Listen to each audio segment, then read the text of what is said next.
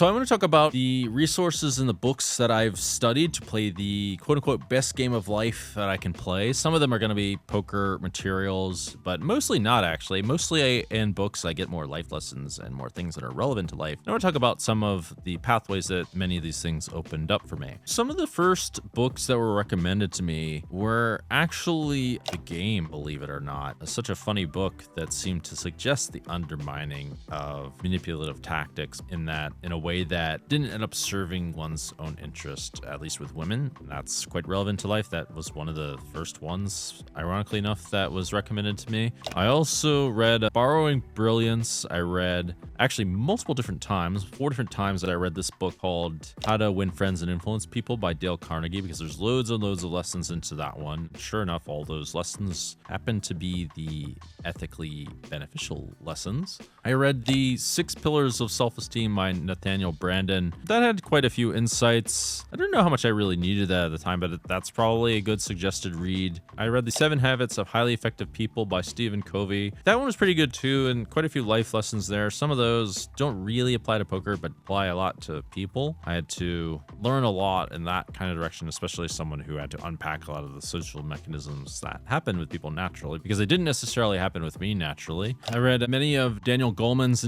books about social intelligence, emotional intelligence, primal leadership. I read a few of the classics like Viktor Frankl's Man's Search of Meaning. That one was one that's definitely emotionally moving and interesting, and I find it interesting to see how people get past these crazy extremes of the Holocaust. I read No More Mr. Nice Guy. That one is useful. The overarching theme is that it's different to be kind and to be nice, and that this idea of nice is basically being a pushover to people please. Definitely not a good idea, but it's not that easy to put that one into practice. It's very easy to not notice boundaries that are being pushed. There should be some effort towards showing when people are pushing your boundaries. It's not always obvious. There's quite some subtlety to it, and what you're supposed to do to effectively push back on that, because you can go overboard and go into the vengeance category. It's a really important lesson that they don't talk about at all. You can definitely become the bad guy when you're quote unquote keeping it real or protecting your boundaries. Another lesson of that book that's subtly insinuated is to be more honest with intentions, which definitely is a lesson that a lot of people out there in the real world, I know a lot of you guys are fake sometimes. No offense. There's loads of fake people out in the USA. There's loads of, maybe not my audience, but yeah, they could maybe take a lesson too in that. It really just makes everyone's lives annoying to be fake. One popular book that I read a couple of times that I have a mixed opinion on is The 48 Laws of Power. This is actually what got me interested in history. He actually leads with this totally skeptical version of interpretation of everyone's actions, and basically saying that everything is manipulative and it's all like a game in order to get more power or whatever, which ironically he undermines throughout the book by starting with the worst examples of bad things that people do and then leaving the nice examples or the benevolent examples where the good side wins until later, suggesting that the good side actually does eventually win. In this book, there's loads of crazy stories in history, and for you poker players out there, you'll see how whatever your downswings and upswings are, man, it can get way messier in terms of variance and fucked up stuff that can happen. It can get wildly crazier. It's a very interesting book in a lot of different ways, but not necessarily one that's directly good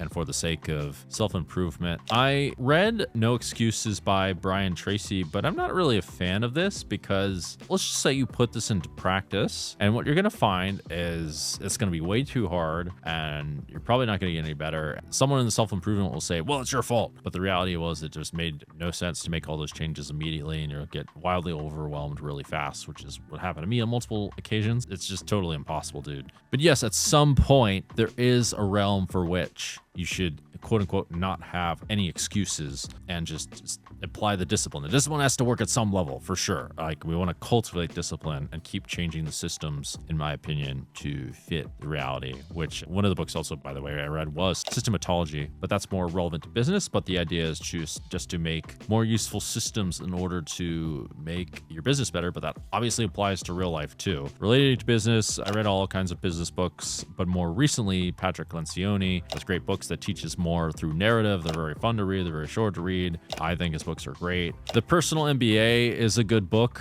Maybe even worth another read for myself. That's one to get people into business without going to actual business school. And part of his argument is to not go to actual business school. And yeah, that's probably true. And not spend hundreds of thousands on business school. He basically says it's not really a great use of your time. I would say even in poker, that's true. You don't really want to learn every little detail in poker before just like hopping in and playing. There's loads of value into that. That's a big point of how I learned. A big part of how I learned was just hopping in and learning along the way. I also thought Thinking Fast and Slow by Daniel Kahneman shows a lot of the biases out there, shows a lot of solutions to biases. It's very eye-opening. People from poker could absolutely take a lesson from this, and so could literally everyone, because it's just world and poker is just the planning fallacy over and over again. Many of you guys out there, I know that you guys think your friends are the best poker players and blah, blah, blah. But guess what? Everyone else thinks that, and it's just the planning fallacy or some variation of it. In this one, it's the availability fallacy, where you think X is better than whatever for some other reason. But the reality is, once you start looking at the competition, you start seeing they're actually very good as well. And this is one of the reasons why being more open with your strategies to learn from other people is actually more beneficial than being closed and thinking you guys are the best ever. Big lesson for poker players, because you guys are so obnoxious with this. I'm guilty of it too a little bit. And also the planning fallacy is in there as well. That's a big one in business. Loads and loads of the time I invested in things, and of course it was going to get there earlier, and it just never ever is. And it's so tiring. Like, it's just not really right for people on the whole to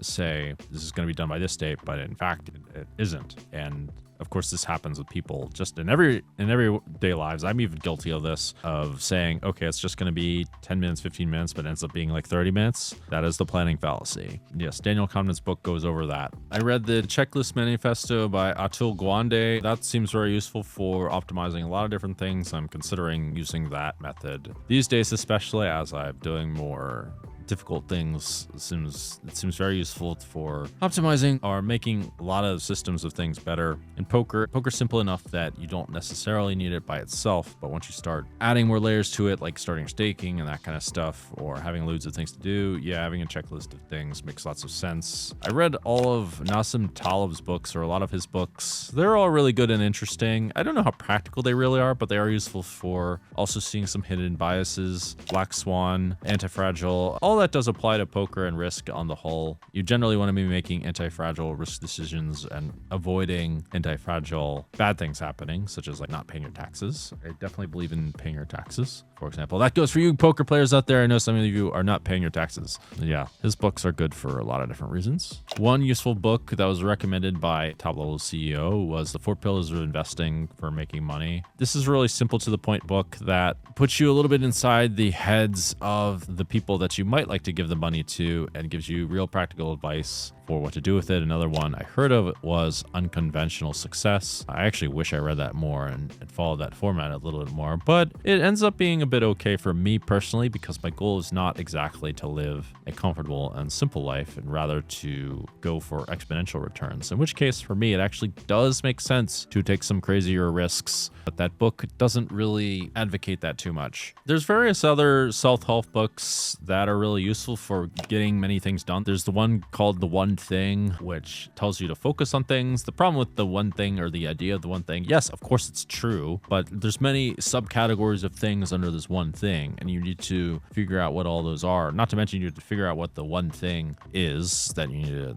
push. The Go Giver analyzes various different strategies of people who had success in life and shows what is the best and the worst strategies. And it analyzes selfish ones where people are a bit of a taker, as in they don't give value back. They analyze the ones that are the givers, also the people that are the matchers who match each other, and the givers who are the ones, and the givers are the ones who are giving more to other people. And so it turns out that the takers, they all did well in various contexts, either extreme success or did extremely poorly, which is interesting. A lot of the people in poker are actually matchers, I would say, and a lot of people in the whole are matchers and they want to get their due, which is a strategy that is okay. It does turn out that to get the biggest returns possible, you do need to go into the realm of giving in some kind of way, but in a strategic context. So that's an interesting book to cover. Other examples of self-help books I read that were useful are The Willpower Instinct instinct, which goes into the science of willpower. It turns out that willpower is a muscle, and you need to affect your environment more in order to see progress. The obstacle is the way, which is basically this idea of, okay, you need to embrace the obstacles to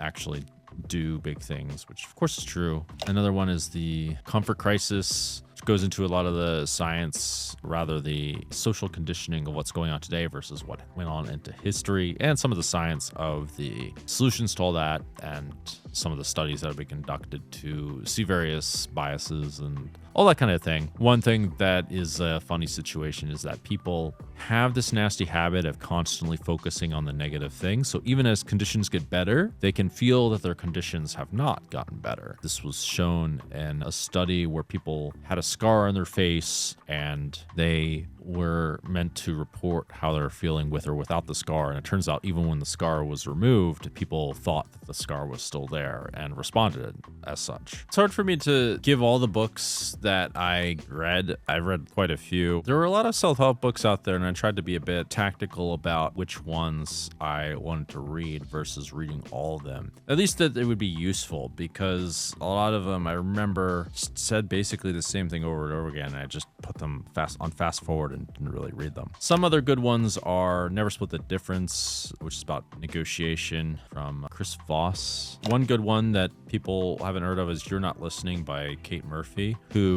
made a book about listening, and to show that actually people aren't very good at listening, which I can definitely agree with that. Most people are definitely not that good, but there is some need to practice that trait. I don't know how good of a listener I am, but it is possible to practice, possibly with Landmark, actually. Who would have thought that they'd be great at all of that, because they get quite a bad reputation. I do think those groups, they take a lot of bad stuff. I think they haven't done everything quite well, but they're not as bad as what people think. These groups like Landmark have a technical name for them, which escapes me, but they are not necessarily scientifically proven. Other great books I read, Range is a bit about self-improvement, but about the different ways in which people can achieve success, and a lot of the different pathways that people took towards doing it, also to get it in the first place, but even once they got there, what else they did do. I read some books from John Maxwell. He seems to be a pretty good one. 21 Irrefutable Laws of Leadership, or Good Leaders Ask Great Questions. I took a dive into some philosophy books. They're quite dense as part of the problem. One really good one that most people haven't heard of is Social Animal. I learned a lot of things about how the world works and various different perspectives, different individuals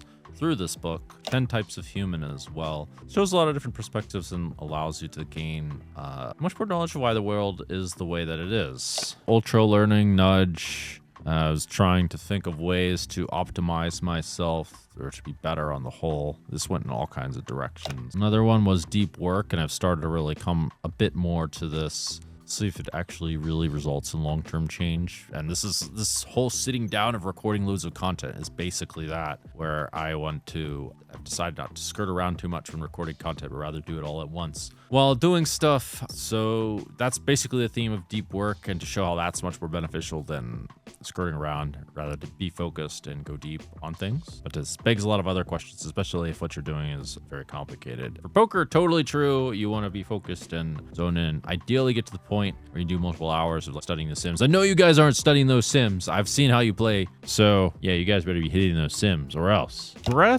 Breath was actually a good one. That one taught me a lot about the importance of breath work and breath type stuff. I found it very difficult to implement that. That is one of the reasons why I started practicing the flute, to get a bit of breath work in there, because it's not a whole lot of fun, and at least playing an instrument makes it much more digestible. One book that's quite important is Nonviolent Communication. I've tried to put this into my daily life. I've slowly gotten better over time, especially when trying to do things such as collect debts. Get people to pay, you have to be quite firm, but not abrasive when doing this. So I 95% agree with this book that definitely nonviolence is the way to go, aside from in the case when people try to do things out of greed specifically, in which case it may make sense to use more extreme methods. But those cases are pretty rare, as it turns out, especially when people stick to those. It makes sense to not pursue violence. Obviously, and this opens the door more to history, I read at least a big part of Marcus Aurelius's Meditations. He was one of the few philosopher kings that ended up getting into power.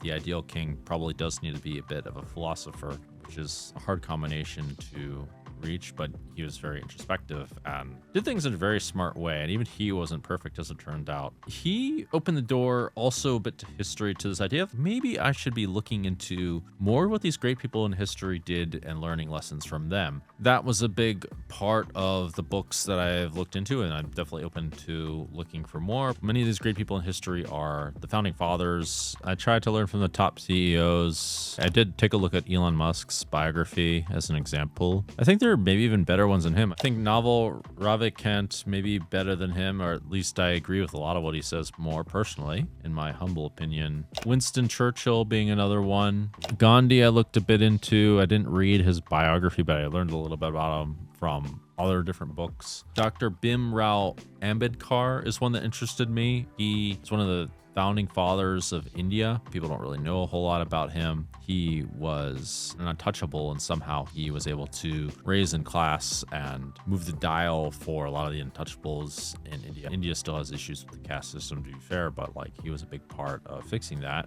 Arnold Schwarzenegger was one whose bio I read that was very inspiring in my opinion. I wanted to read a bit more about Will Smith, but the things I read about him were very inspiring too. I've met other actors, even in Hollywood, that who would have thought they'd be such good people. I read a bit about Leonardo da Vinci's bio too. It turns out that Leonardo da Vinci's genius came a lot from just persistence, you can say, and being really, really curious. He was curious about absolutely everything, and so this is what seemed to lead him to heights at some point, and maybe it's reproducible. I learned also a bit about Jim Carrey while doing research about him. When trying to be Ace Ventura, man, was it impossible to act like him. It was incredibly difficult. He's really a unique guy, but also his story is very interesting. I don't know the full part of it. He's another guy who I think is a good role model, in my opinion. Apparently had a bit of a skeleton in the closet or so. Maybe everyone does. I don't know. But yeah, I learned a bit about him trying to be Ace Ventura. It's not easy to be Ace Ventura. Very hard. At some point, it occurred to me to look at the various different sides of spirituality, and that many of the religions may have represented different ways of viewing the world. So it happened, by the way, that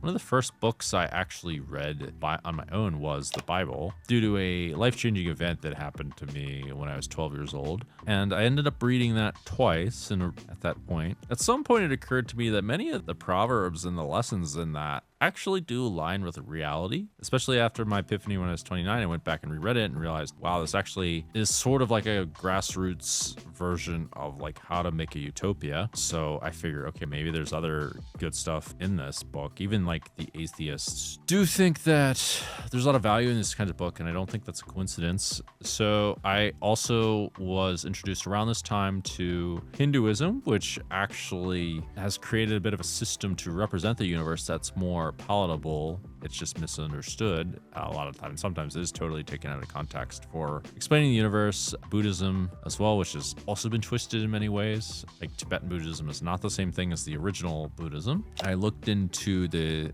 Taoism as an example. The Tao Te Ching actually does align very closely to reality, and in fact describes an optimal reality. It's just a little bit hard to figure out in the first place. It took me a minute to figure it out, but I think now I've come to terms with it. Looked into Confucius. I looked into random other places, such as the Four Agreements, which they all pretty much say very similar things, not always exactly the same thing. Various subsets of yogic culture, Buddhism, from other authors from these kinds of eras, such as Vivekananda. One person that wrote on behalf of Babaji wrote The Voice of Babaji, which I found to be an interesting book with some insights. One guy, David Hawkins, wrote this book, Force vs. Power, which was a book that combines some of the new agey beliefs with some of the older mysticism and older spirituality, aligns the two a little bit. I read a little bit about some of the Eastern religions. I read a bit about Sufism. There were a bunch of different ones. Sufism has more to do with a poet's interpretation of Islam. I guess is my loose interpretation of Sufism. It's a little bit different. I learned a little bit about Islam through other means. I did read the Mahabharata, which is the Hindu holy book. It's similar to the Bible, but not exactly the same. The Bhagavad Bhagavad Gita is really the Hindu holy book, you can say, like the core piece. It's a part of the Mahabharata, really well known. The Upanishads, who people don't know who their authors are, but they're like ancient books. I read some of the Vedas. I did not read all the Hindu ones. There's quite a few of them. I read a number of those and did quite some research in the religious direction. I actually read the opposite book as a bit of a control to see if it would shake my beliefs or what I had decided on what truth was. I read God is Not Good by Christopher Hitchens. It didn't actually shake anything, really. If anything, there were a couple things that I'm pretty sure this guy was not really right about, but he had many valid points. It's just that his points are not really in the right frame. It's more like the idea of God is misunderstood, in my opinion. Anyway, these are some of the books that I've read. I've read quite a few more. Let me know if you guys like this kind of content. I'm thinking I gotta separate this stuff by category, make it a bit more built out so it makes sense for you guys in poker. Leave your thoughts and comments below, and thank you for watching.